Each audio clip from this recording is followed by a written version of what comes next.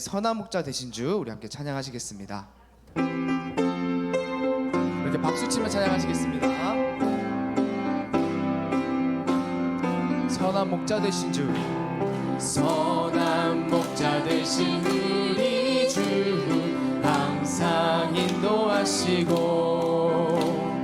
푸른 풀밭 좋은 곳에서 우리 먹여주소서. 선한 목자 구세주여 항상 인도하소서. 선한 목자 구세주여 항상 인도하소서. 양의 문이 되신 주, 양의 문이 되신 예수여 우리 영접하시고 길을 잃은 양의 무리를 항상 인도하시고. 선한 목자 구세주여 기도 들어주소서. 선한 목자 구세주여 기도 함께 3절로 찬양합니다. 흠이 많고 약한 우리를 용납하여 주시고 아멘. 주의 넓고 크신 은혜로 자유 얻게 하셨네. 선한 목자 구세주여 지금 나아갑니다. 선한 목자 구세주여 지금 나아가. 이렇게 4절로 찬양합니다. 일찍 주의 뜻을 따라서 살아가게 하시고 주의 크신 사랑 베푸사 따라가게 하소서. 선한 목자 구세주여 항상 인도하소서. 선한 목자 구세주여 항상 인도. 한 번 더 같이 고백합니다. 선한 목자 구세주여 항상 인도하소서. 선한 목자 구세주여 내 주 하나님 넓고 큰 은혜는, 주 하나님 넓고 큰 은혜는 저 큰 바다보다 깊다. 너 곧 닷줄을 끌러 깊은 데로 저 한가운데 가보라. 언덕을 떠나서 장파에 배 띄워 내 주 예수 은혜의 바다로 내 맘 걷죠. 2절로 찬양합니다. 왜 너 인생은 언제나 거기서 저 큰 바다 물결 보고 흠이 모르는 깊은 바다 속을 한번 헤아려 안 보나. 언덕을 떠나서 장파에 배 띄워 내 주 예수 은혜의 바다로 내 맘 걷죠. 많은 사람이 얕은 물가에서 저 큰 바다 가려다가 찰싹거리는 작은 파도 보고 마음 약하여 못 가네. 언덕을 떠나서 장파에 배 띄워 내 주 예수 은혜의 바다로 내 맘 걷죠. 4절로 찬양합니다. 자, 곧 가거라 이제 곧 가거라 저 큰 은혜 바다 향해. 자, 곧 내 노를 저 깊은 데로 가라 망망한 바다로. 언덕을 떠나서 장파에 배 띄워 내 주 예수 은혜의 바다로 내 맘 걷죠. 한 번 더 찬양합니다. 감사합니다. 언덕을 떠나서 장파에 뱉기워 내 주 예수 은혜의 바다로 내 맘 걷혀가라. 우리 다드림 찬양팀 감사합니다. 오늘 오후 예배를 위해서 우리 최명덕 권사님께서 기도해 주시도록 하겠습니다.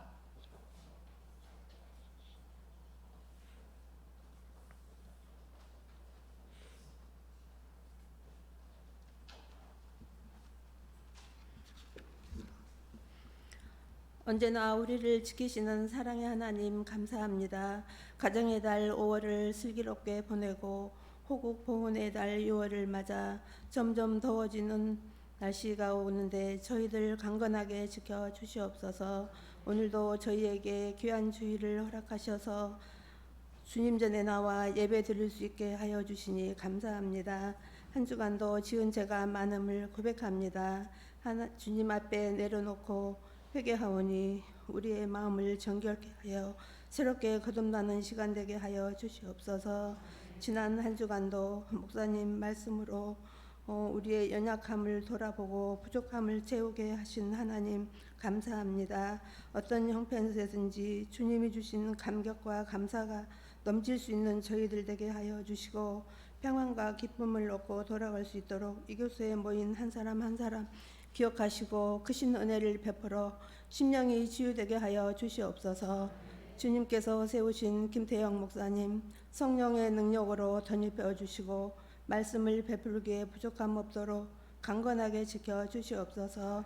예배를 위해 수고하시는 모든 예배위원들에게도 축복해 주시고 이 모든 말씀 예수님의 이름으로 기도드리옵나이다. 아멘. 성경 말씀 시편 126편 1절부터 6절까지 말씀입니다. 구약 성경 898면에 있는 시편 126편 1절부터 6절까지의 말씀입니다.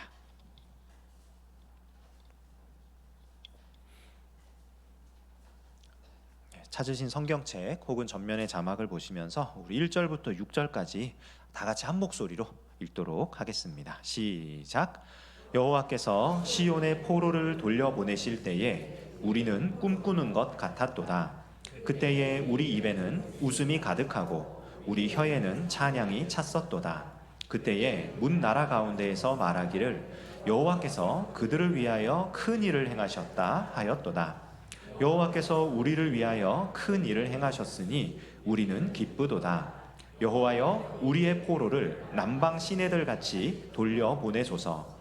눈물을 흘리며 씨를 뿌리는 자는 기쁨으로 거두리로다. 울며 씨를 뿌리러 나가는 자는 반드시 기쁨으로 그 곡식단을 가지고 돌아오리로다.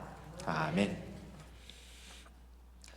오늘 함께 읽었던 이 시편 126편의 뒷부분은 아마 많이 읽어보셨던 혹은 들어보셨던 문장일 겁니다.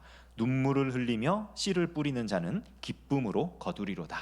찬송가에도 있죠. 거두리로다, 거두리로다. 이거 예, 뭐 결혼식 축가로도 부르고 뭐 그럽니다. 근데 이 시편 이 126편 말씀을요 한번 묵상해 보려고 해요. 오늘 오후에는 묵상한다라고 할 때 우리는 이제 묵상이라고 하면 왠지 좀 조용해야 될 것 같고 주변에 아무것도 없어야 될 것 같고 그러니까 혼자 벽을 보고 앉아가지고 뭔가 해야 될 것 같은 그런 느낌이 드는데 이 묵상이라는 말의 히브리 원어를 보면요 두 가지 의미가 있어요. 이 묵상하다라는 단어를 이게 동물에게 적용할 때 얘긴데요.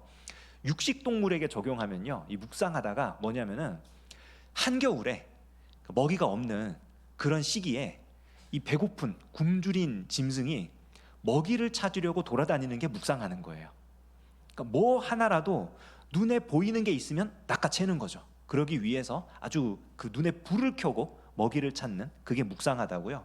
이거를 초식 동물에게 적용을 하잖아요. 그러면 이게 무슨 의미가 되냐면 계속 되새김질하다라는 뜻이 있어요.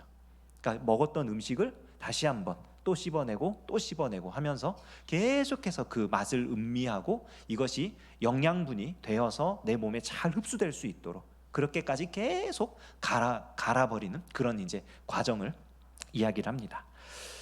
우리가 이거를 성경 말씀을 묵상한다라고 하는 이 부분에 적용할 때는 두 가지를 다 생각을 해야 될 것 같아요. 말씀을 보면서 이 말씀 가운데 하나님께서 나에게 지금 들려주시는 그 말씀이 정말 무엇인가? 이 말씀을 통해 내가 받아야 할 은혜가 무엇이고 정말 굳게 붙들고 나아가야 할 하나님의 뜻이 무엇인가? 이걸 발견하기 위해 정말 간절히 성령님의 인도하심을 구하고 또 눈에 불을 켜고 말씀을 봐야 할 것이고요.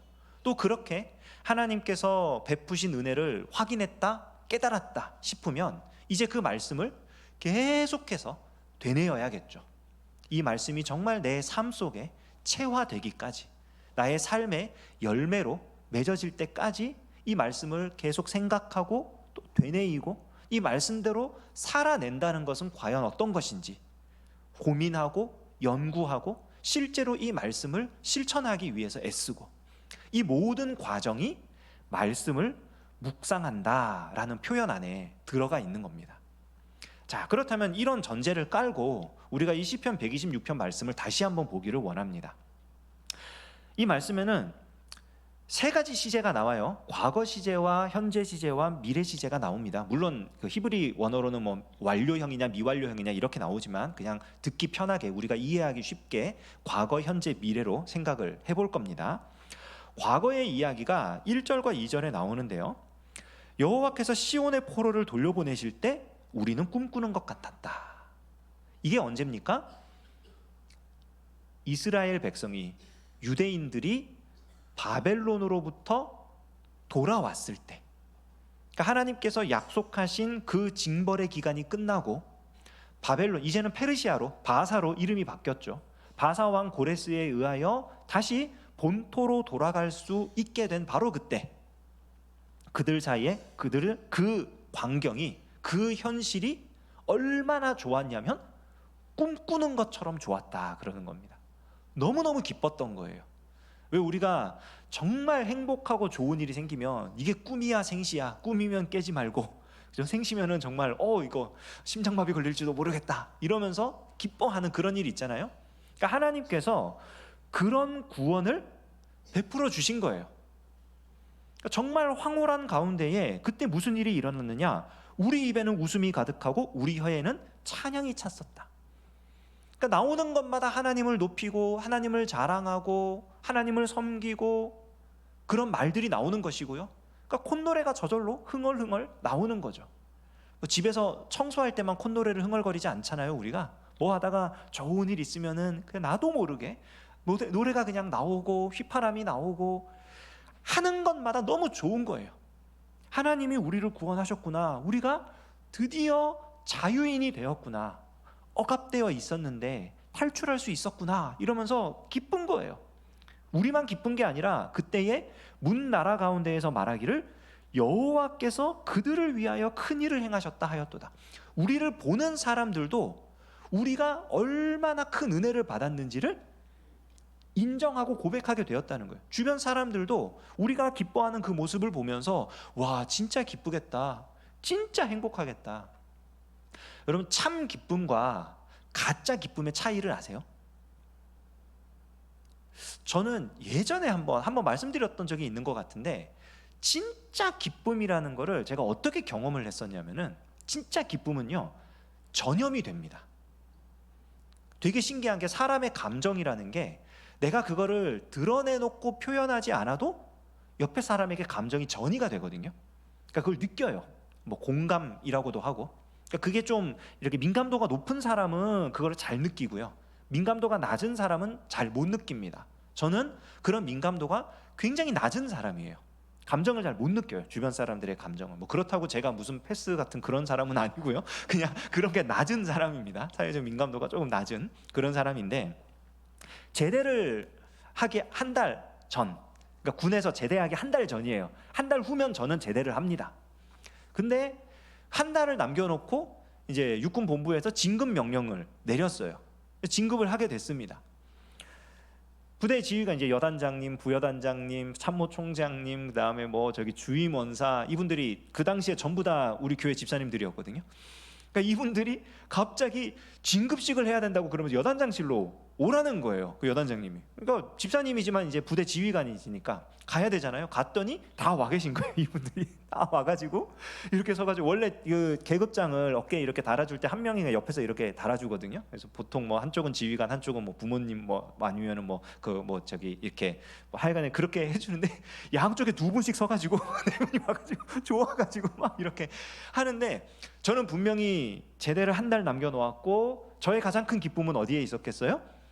제대죠. 한 달 후면 집에 가는데, 예, 그게 저한테는 기쁠 일이 하나도 아닌 거예요. 이게 대체 뭐 한 달 남겨놓고 이게 무슨 쇼냐 이렇게 생각할 수도 있는데, 저도 모르게 그 자리에 들어가서 나올 때까지 제 입이 귀에 걸려서 내려오질 않아요.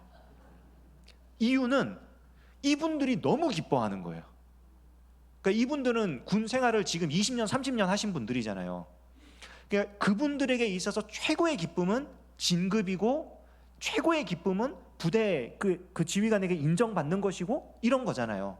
근데 그 현장이 지금 있는 거예요. 그리고 자기들이 신앙생활하고 있는 교회에 목사가 그 자리에 있는 거예요. 그러니까 이분들이 이걸 기쁨을 주체를 못하는 거야. 너무 기뻐하면서, 뭐 신고는 제가 절차에 따라서 신고를 했지만 감당이 안 되는 거예요. 저 자신이 감당이 안 돼서 진짜 보는 순간부터 나올 때까지 저도 모르게 이게 이렇게 돼가지고 딱 나오는데, 나와서 교회로 다시 돌아오는데 되게 짧거든요, 거리가 부대 내에 있으니까. 근데 얼굴 근육이 아파서 움직이기가 어려워요. 이게 마비가 안 돼. 계속 너무 웃고 있어가지고 너무 힘들었어요. 뭐 얼굴이 힘들었습니다. 마음은 기뻤고. 그러니까 저는 이게 진짜 기쁨의 힘이구나라는 걸 그때 경험을 했었거든요. 그러니까 이스라엘 백성들이 지금 그런 기쁨을 누리니까 주변 사람들이 다 거기에 전염이 돼버리는 거예요. 하나님이 진짜 큰 일을 하셨구나. 하나님이 진짜 저 사람들을 사랑하시고, 하나님이 진짜 저 사람들에게 은혜를 베풀어 주셨고, 하나님께서 진짜 저 사람들을 통해 역사하시는구나. 이거를 다 인정을 하게 되는 거예요. 자, 여기서 질문. 여러분, 우리가 언제 이런 경험을 해봤습니까?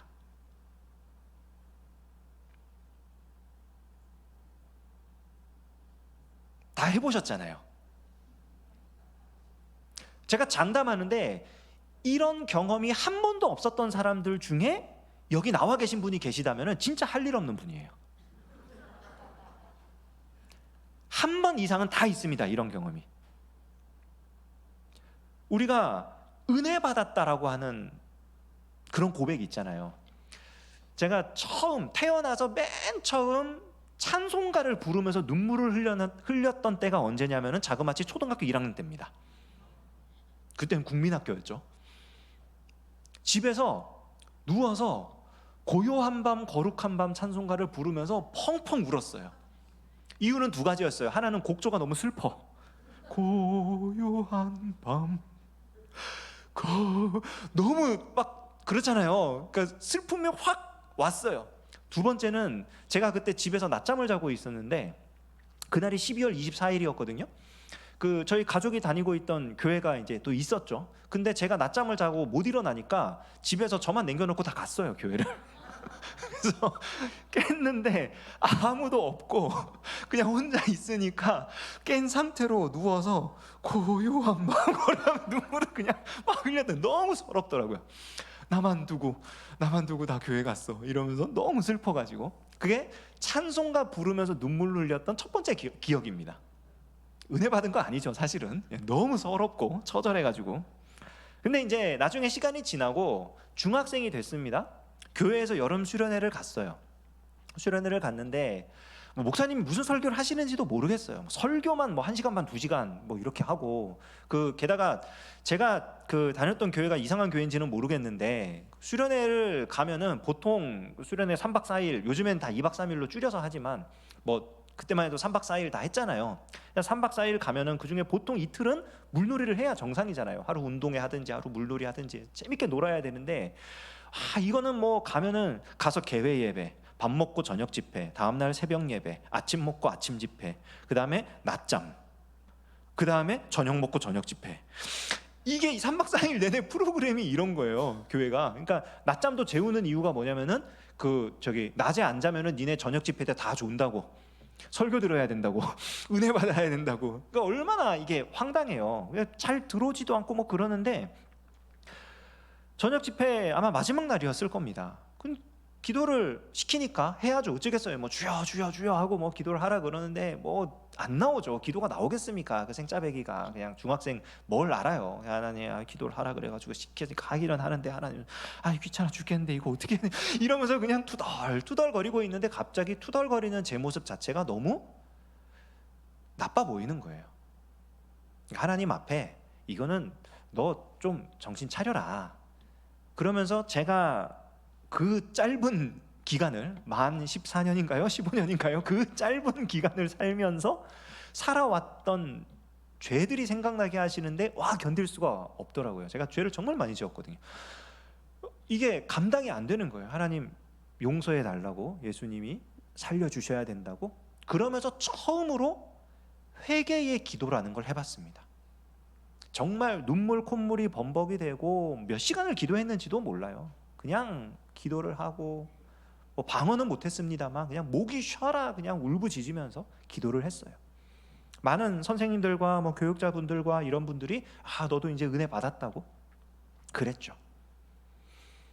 또 시간이 지납니다. 그러면서 이제 뭐 수련회 가면은 자연스레 그렇게 하는 기도는 당연한 것이고, 때때로는 이제 뭐 교회에서 부흥회를 한다든지 아니면 뭐 특별 세미나를 한다든지 이럴 때에도 아주 가끔 그렇게 눈물을 흘리며 기도하는 시간들을 가졌죠. 대학생이 되었습니다.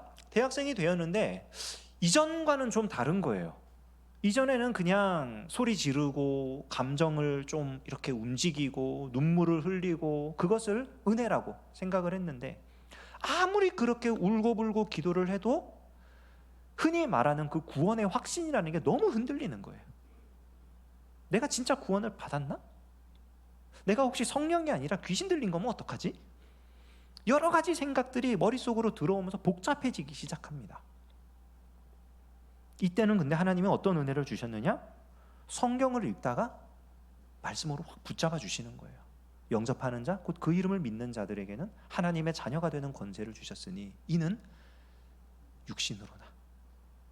뭐죠? 그 다음에 예, 오직 하나님께로부터 말미암는 자니라. 제가 그 당시에 굉장히 열등감이 많았었던 것 같아요. 믿지 않으시겠지만 저는 외모에 대한 열등감도 있고요, 키에 대한 열등감도 있고요, 어떤 뭐 성적, 어떤 그런 그 성과, 삶의 어떤 그런 업적 이런 거에 대한 열등감도 있고요, 가문에 대한 열등감도 있고요. 제가 열등감 덩어리였습니다. 모든 것이 다 비교형이니까 이게 절대적인 수치라는 게 없잖아요. 그러니까 누구와 비교하느냐가 그건데, 정말로 거짓말 안 하고 제가 저희 친가 쪽 남자들 중에 제가 제일 못생겼어요. 취향에 따라 다르겠지만, 개인 취향에 따라 아니다 너 정도면 잘생겼다, 아니면 너는 내 스타일이다 할 수 있겠지만, 대다수의 사람들이 봤을 때 우리 친척들 모임을 하고 그러면 다들 칭찬이 아이고 야 너는 누구 닮았구나, 너는 누구 닮았구나 이러면서 대부분 연예인 얘기를 합니다. 저한테 딱 오면은 순간 한 1초 정적을 해요. 그 다음에 야 너는 러시아 군인을 닮았구나 라든지 야 너는 독일인을 닮았구나 뭐 이런 식으로 얘기를 하시니까 이제 상처가 되는 거죠. 마음속에 상처가 되고, 저희 외가 쪽으로는, 외모는 그래도 외가 쪽으로는 제가 안 딸리는데 키가 딸려요. 키가 저희 외가 쪽에 180이 넘지 않는 남자가 저밖에 없습니다. 다들 거인족이에요. 외가 사람들하고 이렇게 서서 사진을 찍으려면 저는 항상 여자들 서 있는 가장 바로 옆에, 거기 서 있지 않으면 너무 티나. 그러니까 이제 그런 어떤 외형에 대한, 외모에 대한 그런 컴플렉스, 열등감. 공부 같은 것도 제가 공부를 못한 사람은 아닙니다. 나름 잘했어요. 나름 잘했고 뭐 잘했다는 게 뭐 공부를 좋아하고 열심히 했고 이런 게 아니라 그냥 시험을 보면은 노력한 거에 비해서 점수가 잘 나왔어요. 그런 스타일인데, 근데 이것도 생각해보면 저는 이제 나름 열심히 이렇게 하는데 머리 좋은 사람이 주변에 너무 많은 거야. 머리 좋은 사람이 너무 많고, 뭐 저희 뭐 친척들도 보면은 막 다 전부 다 뭐 학교에서 뭐 반장하고 뭐 하고, 근데 저희는 그런 거 전혀 하고 싶지도 않고 할 수도 없고 뭐 그래가지고 그런 부분에 있어서도 또 이렇게 열등감 생기고.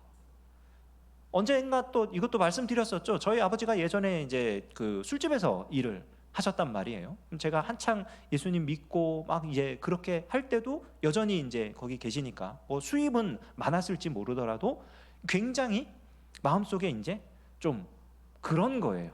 그러니까 친구들하고 같이 뭐 수련회 뭐 행사 준비한다고 교회에 모여가지고 이렇게 있으면은 어른들이 간식을 사주러 이렇게 오잖아요. 수고한다고, 애쓴다고 아이스크림을 사주시든지 과일을 사주시든지 이렇게 와가지고 이렇게 하나씩 주시면서 격려를 해줍니다. 아이고 누구야 수고한다 힘쓴다. 니네 어머니 잘 계시냐, 뭐 니네 아버지 뭐 잘 계시냐 이러면서 다들 이제 그런 중직자의 자녀들이니까 저한테 오면은 저는 너는 누구냐? 그렇게 저 중학교 때도 임원했고 고등학교 때도 임원했거든요. 교회에서 열심히 잘 생활했는데 너는 누구냐? 속상한 거예요. 저희 아버지는 교회를 안 다니시고 저희 어머니는 신앙생활을 하시지만 이제 그 이렇게 또 생활을 해야 되니까 가정 경제를 또 꾸려가야 되니까 저희 아버지가 버는 돈은 집에 온 적이 이거 인터넷 나가죠? 어쨌든 생활이 쉽지 않으니까 이렇게 교회에 자주 못 오셨어요. 그러니까 이제 얼굴과 이름이 알려져 있지 않은 그런 성도이다 보니까 너는 누구냐라는 그런 것들. 그러니까 여러 가지로 많이 힘들어서 속상했어요. 마음속이 속상했는데 그 요한복음 1장의 그 말씀을 보면서 하나님께서 택하시고 구원하신 사람이 내가 지금까지 고민하고 있었던 이 수많은 어떤 조건들이나 자격 요건으로 생각했던 어떤 것에도 영향을 받지 않는구나. 하나님이 무조건적으로 택하시구나. 이거를 말씀으로 확인을 한 거예요. 이게 너무 감사하더라고요. 정말 이 말씀이 지금까지도 제게는 구원의 확신이라고 한다면 저는 무조건 이 말씀을 나눕니다. 어디 가서 무슨 뭐 어디 가서 뭐 초청해가지고 뭐 설교를 해달라든지 뭐 그런 일 별로 없지만 그러면 무조건 본문 제목 먼저 보내줘요. 그러니까 이 말씀 가지고 할 거니까. 그러니까 제게 있어서는 구원의 확신을 준 그런 말씀입니다. 1년 후 대학교 2학년 때였던 것 같은데 선배들이 갑자기 어딜 가재요. 어딜 가야 되나요? 근데 한 5박 6일을 해야 되니까 속옷을 많이 싸오래요. 오늘 날 챙겨 오래요. 아니 대체 5박 6일 동안 어딜 가는 거지? 갔어요. 진짜 그 돈 한 푼 안 들고 옷만 싸가지고 갔어요. 그러니까 세면 도구하고 옷하고 싸가지고 이렇게 갔더니 간 곳이 어디였냐면은 선교한국이라고 하는 선교 대회였어요. 그 당시에 2년에 한 번씩 열리는데 그 세계에서 굉장히 규모가 큰 그런 집회였고요. 우리나라에서 2년에 한 번씩 이렇게 거의 모든 선교 단체가 다 옵니다. 웬만한 선교 단체는 다 와요. 와가지고 거기서 이제 무슨 세미나를 하기도 하고 이제 무슨 특강 같은 말이죠. 뭐 예배도 드리고 이러면서 그 선교 단체마다 부스를 만들어 가지고 거기에서 사역 소개를 하고 그리고 그 이제 이 선교 사역에 동참할 사람들을 이제 찾는 거예요. 그러면서 도전을 주는 거죠. 제 기억에 장소가 정확하게 기억이 안 나요. 장소가 정확하게 기억이 안 나고 그 주제만 기억이 납니다. 21세기 최후의 개척자라는 주제였는데 내용은 이제 목사 선교사의 시대는 끝났고 평신도 선교사가 대세다. 그러니까 당신들 중에 기술이 있고 외국 해외 나가는 비자 받는데 문제가 없고 이런 사람들 선교사로 헌신해서 전문인 사역을 많이 해라. 이제 이런 주제였어요. 대부분의 흐름이. 그래서 그렇게 은혜를 받고 선교사로 헌신할 사람들 다 일어나라고 막 하니까 사람들 막 일어나잖아요. 저도 그 당시에는 일반대를 다니고 있었으니까 전기전자 공학부였으니까 그러면 나도 그렇게 헌신해야 되나? 라고 이렇게 봤는데 헌신하는 전문인 선교사로 헌신하는 사람이 너무 많은 거예요. 거기 모인 사람들 중에 진짜 한 3분의 2가 일어나서 손 들고 막 헌신하겠다고 기도하고 막 그러는 거예요. 그래서 그때 확신을 가졌어요. 저 사람들이 선교사로 나가고 이럴 때는 최소한 10년 후일 텐데 다 대학생들이니까 그 10년 후에는 목사 선교사가 굉장히 줄어들겠구나. 그러니까 나는 목사 선교사가 돼야지. 그래서 그 집회 마치고 와가지고 바로 자퇴하고요. 총신대 다시 들어간 거예요. 희한하죠. 이게 무슨 그건지는 몰라도. 근데 어쨌든 그때가 하나님 은혜가 가득했어요. 이 외에도 여러분 얼마나 그런 은혜의 경험들이 많습니까? 저는 지금 제 얘기만 했습니다. 근데 여기 계신 분들 중에 저보다 더 많이, 저보다 더 강하게, 저보다 더 뜨겁게 은혜 받지 못한 사람 거의 없을 거예요. 하나님이 베풀어 주셨던 첫 그 구원의 그 경험, 그 은혜, 위기의 때에 도와주셨던 그 놀라운 역사, 정말 도움이 필요하고 정말 하나님의 역사가 아니면 해결되지 않는 그런 문제 앞에서 하나님께서 일사천리로 해결해 나가시는 기적 같은 섭리, 그런 거 경험하지 않으신 분들이 여기 올 수가 없다니까요. 이 시간에 지금 이 시인이 여호와께서 시온의 포로를 돌려보내실 때 우리가 꿈꾸는 것 같았다라는 고백이 바로 우리가 받았던, 우리가 경험했던 그 은혜의 경험들을 기억하면서 하나님 앞에 보여드려야 할 우리의 태도와 같은 거예요. 사실은 하나님, 정말 뒤돌아보니 우리 인생이, 제 삶이 하나님께서 붙들어 주시고 구원하신 삶이었네요. 그러니 3절, 여호와께서 우리를 위하여 큰 일을 행하셨으니 우리는 기쁘도다. 기쁠 수밖에 없죠. 하나님이 하셨는데, 하나님이 붙들어 주셨고 하나님이 역사하셨는데 우리의 삶이 기쁘지 않을 수가 없죠. 그런데요, 4절을 보십시오. 여호와여, 우리의 포로를 남방 시내들 같이 돌려보내소서. 뭔가 좀 이상하지 않습니까? 하나님이 행하신 일이 너무나 크고 놀라워서 우리가 이거 꿈꾸는 것처럼 여길 수밖에 없다고, 하나님 이건 정말 기적과 같다고, 그래서 우리가 너무 기쁘다고 방금 고백을 했는데 4절을 보면은 다시 뭐라고 간구하냐면 우리 포로를 남방 시내들 같이 돌려보내 주십시오. 뭐예요? 여전히 포로에서 돌아오지 못하고 있는 부분이 있는 거예요. 완전한 회복이 안 되는 거예요. 여러분, 그렇잖아요. 우리가 은혜 받았다고 말을 하고 하나님 살아계심을 우리가 경험했다고 말을 하는데 바로 뒤돌아서면 하나님 은혜가 사라지죠. 왕년에 산에 좀 다녀보신 분들, 소나무 뿌리 좀 뽑고 기도원에서 좀 이렇게 방언으로 기도하고 그리고 집에 오면 어떻습니까? 그쵸. 이거는 가족인지 원수인지 사탄인지 눈앞에 그냥 보이는 일들이 그냥 분노를 조장하고, 기도할 때는 좋았는데 돌아오고 나니 문제는 하나도 해결되지 않고 그대로 남아있고, 이게 우리 현실이잖아요. 사실 지금 그 얘기를 하는 거예요. 하나님이 분명히 역사하셨고 그래서 내 삶에 놀라운 일들이 일어났어요. 근데 앞으로 살아갈 일들을 생각하니까 깝깝한 거죠. 이건 도저히 내가 감당할 일들이 아닌 거죠. 그래서 기도하는 거예요. 하나님, 우리 포로를 남방 시내들 같이 돌려보내 주십시오. 여기 남방 시내라고 되어 있잖아요. 남방이라는 게 그 이스라엘 유다의 남쪽 지역, 그 네게브라고 하는 지역을 말하거든요. 여기가 사막지대입니다. 사막지대. 그러니까 완전한 사막은 아니고요. 비가 올 때는 오는데 비가 오지 않으면 사막이 돼버려요. 그래서 그 아래쪽에 이제 와디라고 하는 이런 게 형성이 돼버리는데, 이게 그 남방에 시내가 흐르잖아요. 그럼 그 얘기는 뭐냐면은 그 지역 전체가 물이 범람해가지고 넘치는 걸 얘기하는 겁니다. 그러니까 이거는 사실은 물이 흐를 수 없는 땅이에요. 그러니까 지금 포로 생활을 끝낼 수가 없는 거고, 포로로 여전히 잡혀 있는 거고, 돌아올 엄두가 나지 않는 겁니다. 메마른 사막처럼. 그런데 하나님께서 은혜의 폭포수를 부으셔가지고 어떻게 되게 하기를 원하는 거냐면은 그냥 휩쓸려 오기를 원하는 거예요. 도저히 거부할 수 없는, 저항할 수 없는 놀라운 은혜로 하나님 이 자리까지 오게 해주십시오. 그냥 휩쓸려 가지고 고국까지 돌아오도록, 물이 철철 넘치도록 해주십시오. 하나님의 압도적인 역사를 기도하는 거죠. 사실 우리에게 필요한 게 바로 그런 은혜입니다. 하나님의 압도적인 은혜. 우리가 뭘 알고 구원을 받았습니까? 우리가 뭘 알고 말씀을 묵상하다가 그 말씀에서 은혜를 받았습니까? 아니잖아요. 하나님께서 무조건적으로 역사하셨고 무조건적으로 일하셨잖아요.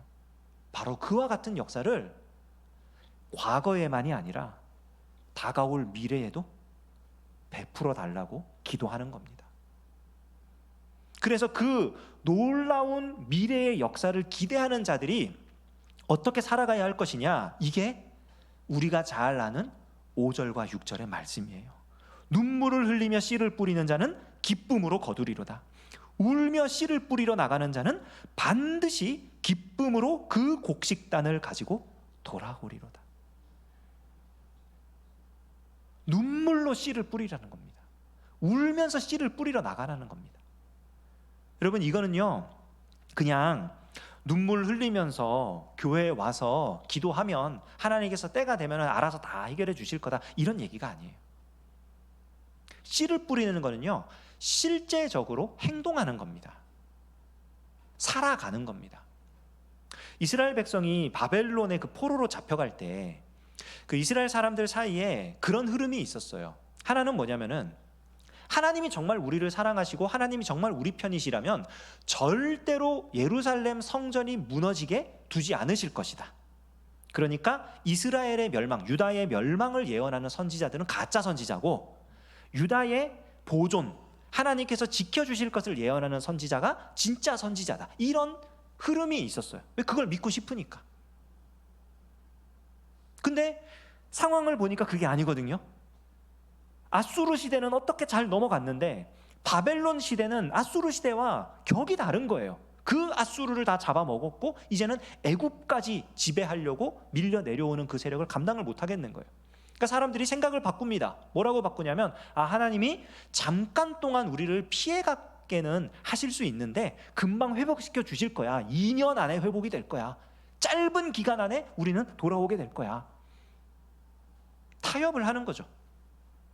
그런데 진짜 하나님의 말씀을 받았던 예레미야 선지자는 뭐라고 말을 하냐면요, 이스라엘 백성들에게 하나님께서 예루살렘을 심판하실 것이다. 바벨론에게 패배하는 것은 단순히 전쟁에서 지는 그런 차원의 문제가 아니라 하나님께서 그들을 통해 우리들을 심판하시는 일이다. 그러니까 그 심판을 받아들여라.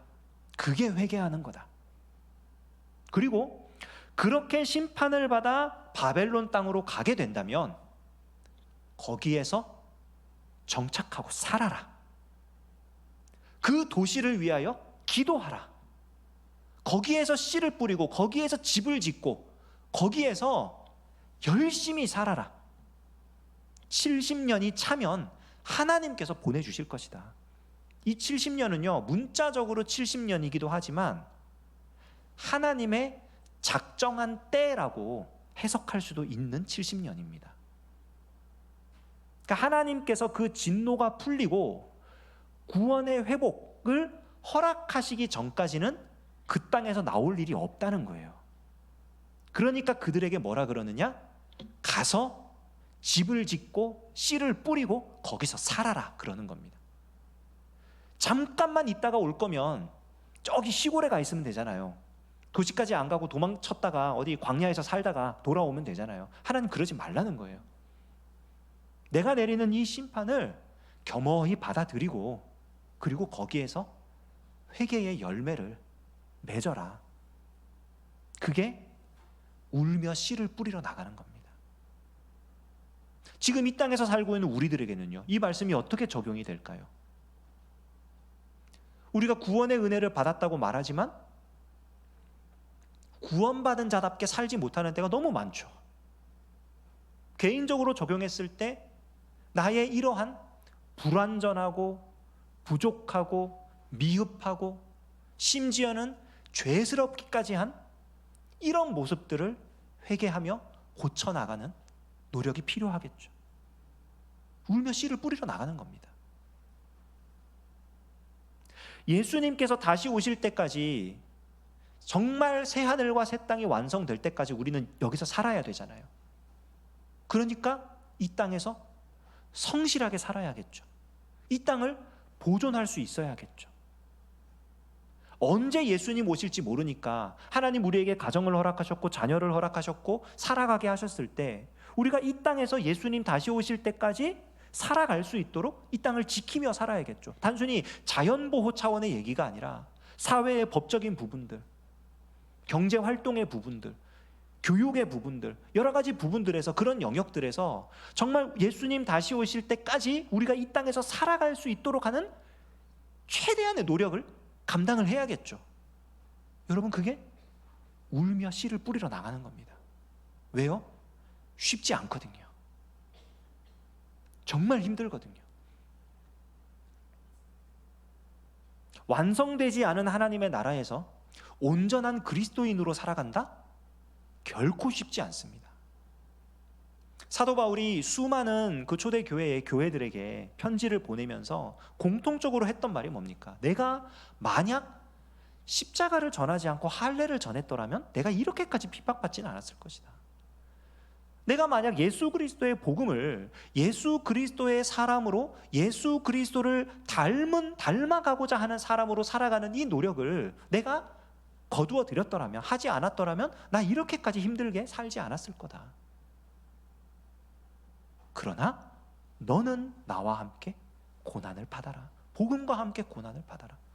그리스도인답게 그리스도인으로서 살아간다는 것은 결코 쉬운 삶이 아니다 라고 말을 합니다. 여러분, 그게 울며 씨를 뿌리러 나가는 거예요. 근데 이렇게 울면서 씨를 뿌리는 것, 눈물로 파종하는 것, 여러분, 그 끝에는 뭐가 기다리고 있습니까? 기쁨의 수확이 기다리고 있는 거예요.